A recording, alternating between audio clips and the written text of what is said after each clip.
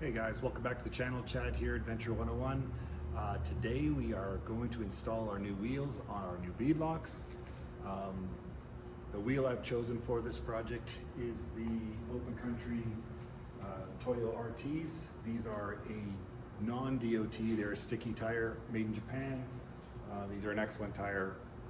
I'm going non-DOT with the wheel and tire combo, and I'm totally cool with that. This is my choice. You may choose to go the other routes, and that's totally cool, but this is what I'm doing. So we're going to show you how to install, or how I install a beadlock. I do follow their instructions to a degree. I'll let you know why I do what I do as we go along. But so right now we're going to throw a rim on the ground. We've got a rubber pad on the ground now. We've got a bucket. We've got some soapy water. We've got our wrenches, some never sees. Our valve stem, do not forget to put the valve stem in. I did it twice in the first, even though I put them right beside where I was working.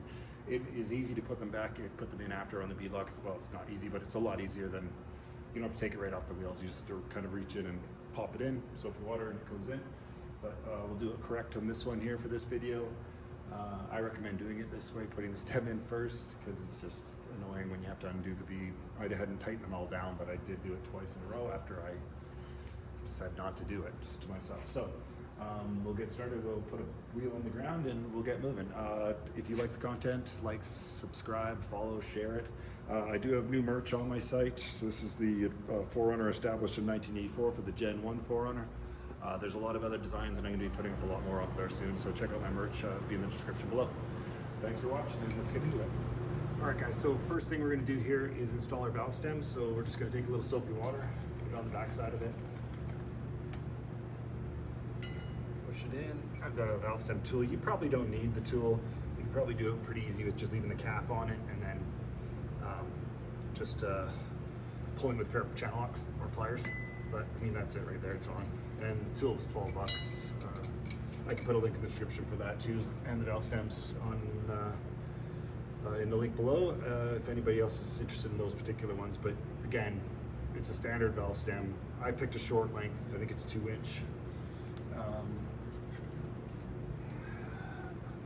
Sorry, 1.25 length, so it's 2.5 inches overall with the full piece. But so that's that. From there, now we're just gonna pop our wheel over it. So I'm gonna get a little soap around the edges of this beadlock. I'm gonna take my wheel, spray some soap on the back. These are not a directional wheel, so it doesn't matter which side's facing out. If you have that, obviously you got to pay attention to that. You don't want to be putting it on and then having to try to take it off after. These go on pretty easy for 40. And these rims, I must say, from this being the last one I'm setting up, these drop in so nicely into the center of these rims. The spacing is perfect. There's really not much you have to worry about centering these for balancing. And I'm not putting any beads or weights on them right now. If I feel that they need it later on, I don't know if I will.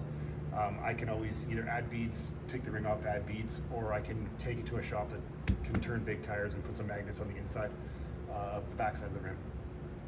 But right now I don't see a need for it. I probably won't, but we'll see how it goes. So now we're gonna grab our trusty bucket.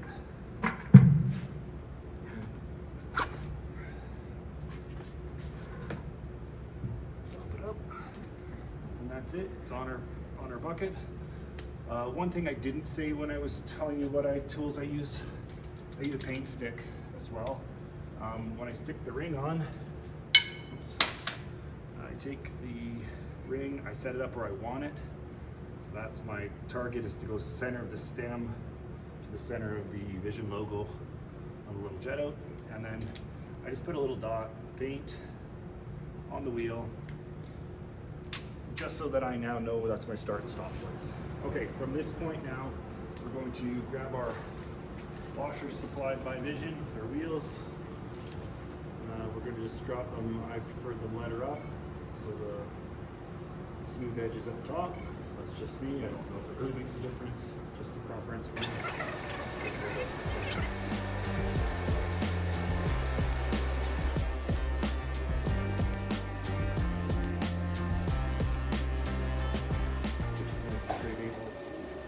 So now we need our never C's or anti-C's, sorry. I am using the copper. You can use whatever one you want. I just happen to have this one around, so I use it. I generally just worry about the bottom, say 6 threads.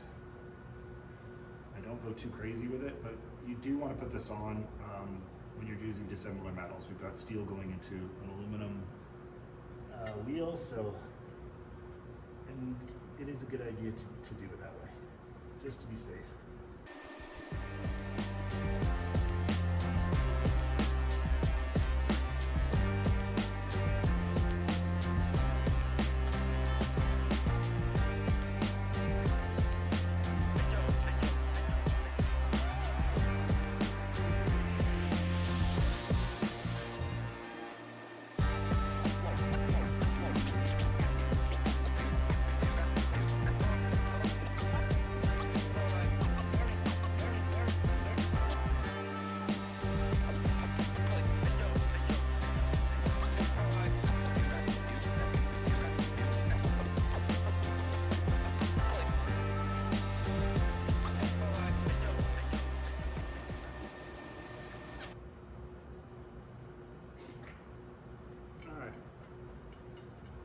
That's the last 2 hand threaded in.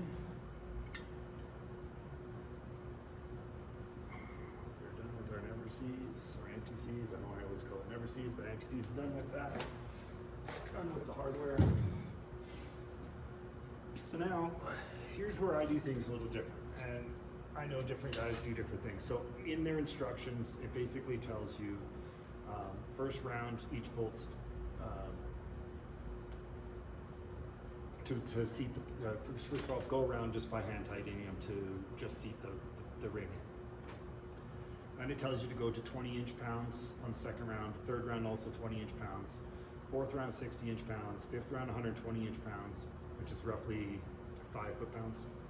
And then the last is 240 inch-pounds.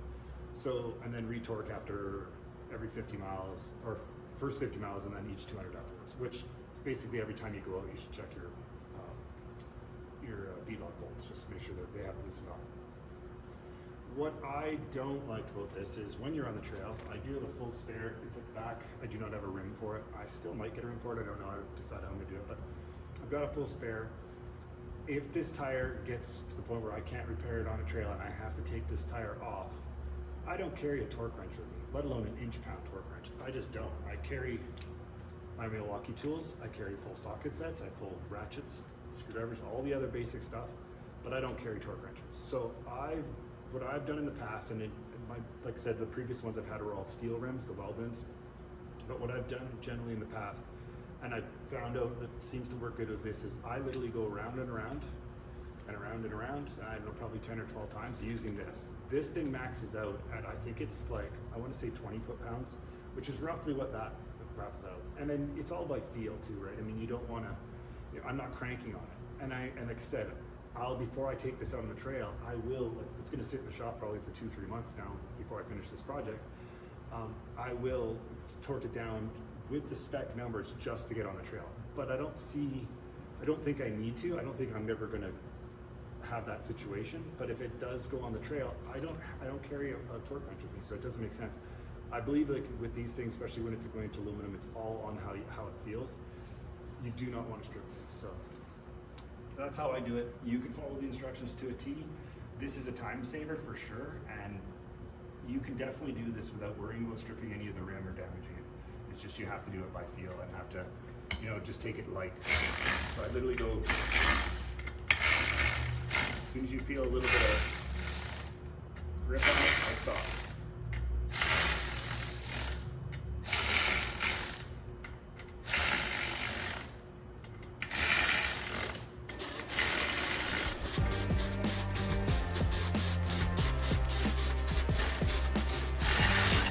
So that's first time around, and you just check to make sure that the ring's still center of the tire, which it totally is. There's no issues there, and then I just keep going. Let the thing go. Bottom. As soon as you feel that little bit of torque on it.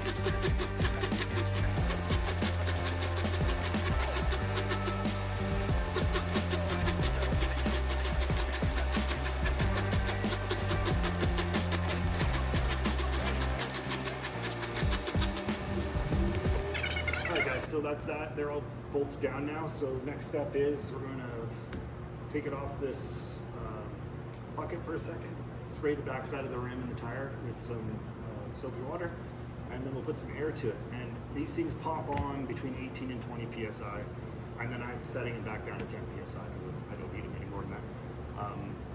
These things are probably never going to run over 10 psi. I'd be surprised if they ever do, with the weight of this truck and everything. So we'll do that, and then we'll put some air in it, and then the 4 beadlocks will all be done.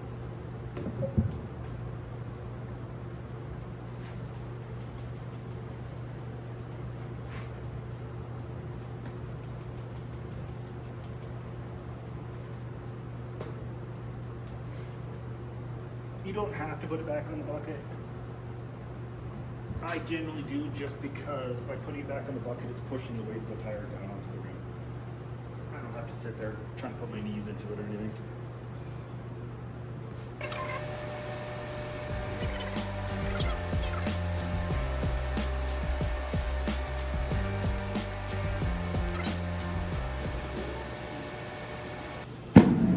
Popped it at 14, so each little different. It's going to add a little bit more.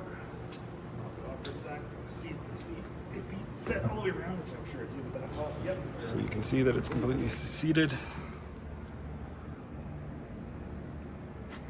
And there's a quick look at the wheel in the opening.